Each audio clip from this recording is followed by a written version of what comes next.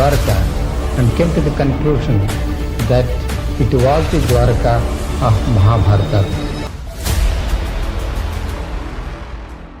आज से करीब 5000 साल पहले समुद्र के बीच बसी थी एक भव्य नगरी, जहां बड़े बड़े 9 लाख से भी ज्यादा महल थे, जिसमें हीरे और सोने के साथ ही 7 और भी कई अमूल्य रत्नों से कारीगरी की गई थी। यह शहर इतनी ज्यादा वेल प्लान थी कि आज के बड़े बड़े शहर इसके सामने फेल हैं। लेकिन फिर एक दिन अचानक यह भव्य शहर देखते ही देखते समुद्र में समा गया। अब समय में आगे आते हैं। यह बात है 1983 की। गुजरात के ओखा तट के पास अरब सागर की लहरें एक अजीब सी बेचैनी के साथ किनारे से टकरा रही थी। भारतीय पुरातत्वविदों की एक टीम गोताखोरी के उपकरणों से लैस समुद्र की सतह पर खड़ी थी। किसी को नहीं पता था कि कुछ ही क्षणों बाद वे एक ऐसा दृश्य देखने वाले हैं जो इतिहास की धारणाओं को हिला देगा। जैसे ही उन्होंने समुद्र की नीली गहराइयों में छलांग लगाई, नीचे उतरते ही रेत, चट्टानों और पत्थरों के बीच उन्हें कुछ अननेचुरल दिखाई दिया, कुछ ऐसा जो किसी समय की गवाही देता था। उनका शरीर थम गया, सांसें रुक गईं और आंखों के सामने जो दृश्य था उसने इस सवाल को जन्म दिया, क्या ये वही नगरी है जिसका जिक्र हजारों साल पुरानी किताबों में हुआ है? क्या सचमुच समुद्र की गहराइयों में एक पूरा शहर दफन है? उनके सामने जो दृश्य था उसे देखकर वे दंग रह गए। बड़ी बड़ी चट्टानें, ऊंची ऊंची दीवारें जिनमें भव्य कारीगरी की गई थी, मानो पानी के अंदर पूरा शहर बसा हो। यह कुछ और नहीं बल्कि यह थी श्री कृष्ण की डूबी हुई नगरी द्वारका। दोस्तों, बहुत पहले से ही महाभारत और रामायण जैसे दिव्य ग्रंथों को मिथ यानी कि किस्से और कहानियों की तरह बताया जाता है, और उन्हीं एक किस्से कहानियों में लिखी थी इस भव्य नगरी द्वारका के बारे में, और इसे भी बहुत समय से काल्पनिक कहानी की तरह ही बताया गया। लेकिन जब 1983 में डॉक्टर SR राव और उनकी टीम ने इस नगरी को खोज निकाला, तो इसने उन लोगों को सोचने पर मजबूर कर दिया जो इसे सिर्फ मिथ मानते थे। डॉक्टर SR राव ने डिटेल्ड आर्कियोलॉजिकल सर्वे और रिसर्च के बाद यह कंफर्म किया कि यह वही द्वारका नगरी है जिसका वर्णन महाभारत और हरिवंश पुराण में मिलता है। तो आखिर ऐसा क्या हुआ कि द्वारका जैसी समृद्ध शहर एक ही झटके में पानी के अंदर समा गई, और रिसर्च के दौरान डॉक्टर राव और अन्य आर्कियोलॉजिस्ट को ऐसा क्या मिला जिसने उन्हें चौंका के रख दिया? तो आज की इस डॉक्यूमेंट्री में हम जानेंगे उस द्वारका के निर्माण की कहानी जिसे समुद्र की लहरों को भी पीछे छोड़ देना पड़ा था, उस श्राप की सच्चाई जिसे सुनकर स्वर्ग तक कांप उठे थे, और उस ऐतिहासिक खोज की पूरी प्रक्रिया जिसने सदियों पुरानी पौराणिक कथाओं को जमीन या कहिए समुद्र पर लाकर रख दिया। हम जानेंगे कि कैसे डॉक्टर SR राव और उनकी टीम ने समुद्र की गहराइयों में उतरकर उस नगरी के अवशेष खोज निकाले जिसे लोग सिर्फ कहानी मानते थे। हम यह भी देखेंगे कि कैसे आधुनिक काल में वैज्ञानिकों ने समुद्री तल में हजारों साल पुरानी दीवारें, स्तंभ, लंगर और कलाकृतियां खोजी जिनकी तारीखें महाभारत युद्ध से मेल खाती हैं। तो चलिए इस रोमांचक सफर की शुरुआत करते हैं, जहां पुराण, पुरातत्व और विज्ञान मिलकर उस नगरी की कहानी सुनाएंगे जो हजारों साल पहले स्वर्णिम थी, फिर श्रापित हुई और अंत में लहरों में समा गई। लेकिन उससे पहले अगर आपको वीडियो अच्छी लग रही है तो इसे लाइक करके कमेंट में हरे कृष्णा जरूर लिखें।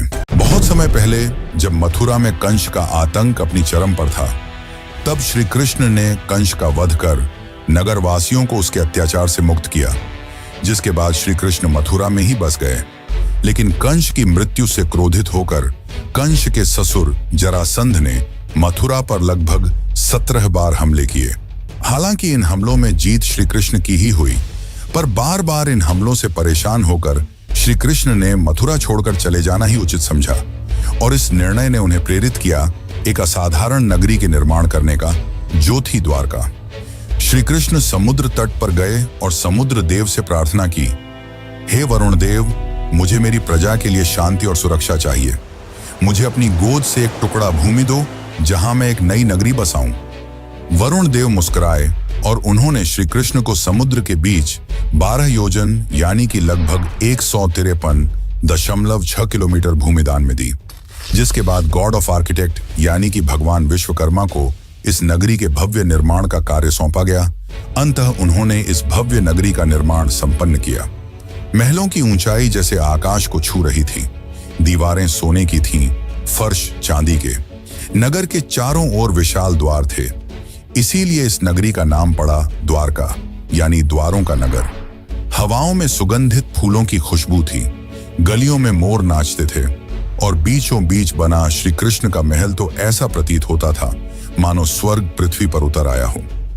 नगर की सड़कों को इस तरह से बनाया गया था कि वे सीधे बंदरगाह तक पहुंचती थीं। समुद्र से व्यापार के लिए विशेष गोदियां बनाई गईं, जहां जहाज आसानी से आ जा सकें। शहर में जल आपूर्ति के लिए सिंचाई प्रणाली थी, जो उस काल में अत्यंत दुर्लभ मानी जाती थी। स्वच्छ जल के तालाब, हरे भरे बाग और सजे हुए बाजार इस नगरी को न केवल सुंदर बल्कि पूरी तरह आत्मनिर्भर बनाते थे। भागवत पुराण के अनुसार द्वारका में कुल 900 से अधिक भव्य महल थे, जो चंद्रकांत, हीरा, मणि और सोने से बने थे। श्री कृष्ण ने स्वयं उन महलों को अपने प्रियजनों के लिए बनवाया था। बलराम, रुक्मिणी, सत्यभामा, जाम्बवती और अन्य रानियों के लिए अलग अलग राजमहल। ये महल न सिर्फ वास्तुकला का चमत्कार थे, बल्कि अध्यात्म और भक्ति का प्रतीक भी। लेकिन यह अंत नहीं था। अब शुरू होने वाला है वो अध्याय जिसने द्वारका को कालातीत बना दिया। एक ऐसा नगर जिसे स्वयं भगवान ने बसाया, देवताओं ने सजाया और समय ने इतिहास में दर्ज कर दिया। लेकिन जहां निर्माण होता है, वहीं विनाश भी इंतजार करता है। द्वारका की यह स्वर्ण गाथा आगे चलकर एक ऐसे श्राप की छाया में डूबेगी जिसकी कल्पना तक किसी ने न की थी। महाभारत का युद्ध समाप्त हो चुका था। धूल में लथपथ योद्धाओं के शव, बिखरे हुए अस्त्र शस्त्र और खून से लाल धरती, कौरवों का विनाश हो चुका था। अपने पुत्रों की यह दशा देखकर गांधारी काफी क्रोधित हो गई। उनका मानना था कि यदि श्री कृष्ण चाहते तो यह युद्ध होता ही नहीं, परंतु उन्होंने ऐसा नहीं किया, जिससे क्रोधित होकर गांधारी ने श्री कृष्ण को श्राप दिया कि जिस प्रकार मेरे वंश का विनाश हुआ है, ठीक उसी प्रकार तुम्हारे भी वंश का विनाश हो जाएगा। इस श्राप ने यदुवंश के विनाश की नींव रख दी। लेकिन एक और कारण है जिसके चलते द्वारका का विनाश हुआ। दरअसल एक समय की बात है, द्वारका के पास एक स्थल जिसका नाम पिंडारक था, वहां एक दिन प्रमुख ऋषिगण पधारे। इनमें विश्वामित्र, वशिष्ठ, नारद, कण्व, दुर्वासा जैसे महान ऋषि मुनि उपस्थित थे। उन ऋषियों को देख श्री कृष्ण के पुत्र सांब और उसके कुछ मित्रों ने मिलकर शरारत करने की सोची। सांब ने एक गर्भवती स्त्री का रूप धारण कर लिया और उन ऋषियों के पास पहुंचे। इस बात से अनजान कि वे ऋषि कोई साधारण साधु संत नहीं, बल्कि त्रिकालदर्शी थे, जिन्हें सब कुछ मालूम था। सांब और उसके मित्र उनके निकट गए और उनकी तपस्या भंग कर ऋषियों से अपने होने वाले बच्चे के बारे में पूछने लगे। अपना इस तरह अपमान होता देख मुनिगण गुस्सा हो गए और उन्होंने सांब को यह श्राप दिया कि तुम एक लोहे के मुशल को जन्म दोगे, जो यदुवंश के विनाश का कारण बनेगी। सांब और उनके साथी भयभीत हो उठे।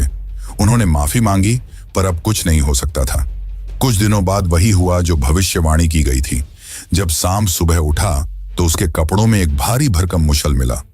यह दृश्य देख यदुवंशी चिंतित हो उठे और जब यह बात श्री कृष्ण के नाना राजा उग्रसेन को पता चली तो उन्होंने मुशल के छोटे छोटे टुकड़े कर समुद्र में फेंकने का आदेश दिया।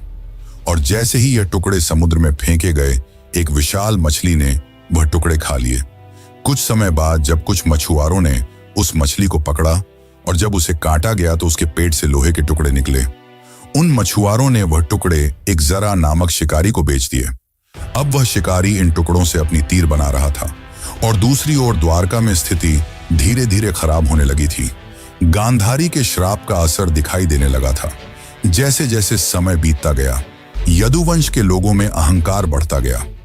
भोग विलास, मदिरा और दुराचार ने धर्म और मर्यादा का स्थान ले लिया था। नैतिकता समाप्त हो चुकी थी। फिर एक दिन, जिसे आज भी प्रभास त्रिकाल के नाम से जाना जाता है, यदुवंश के वीरों ने समुद्र किनारे एक उत्सव आयोजित किया। शराब, घमंड और गाली गलौच ने मिलकर उस उत्सव को युद्ध भूमि में बदल दिया। वे आपस में ही लड़ने लगे। जिन हथियारों से उन्होंने युद्ध जीते थे, उन्हीं से वे एक दूसरे को मारने लगे।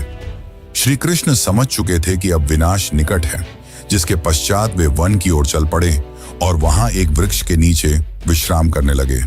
तभी वहां वह शिकारी पहुंचा जिसने उस मुशल के टुकड़े से तीर बनाए थे।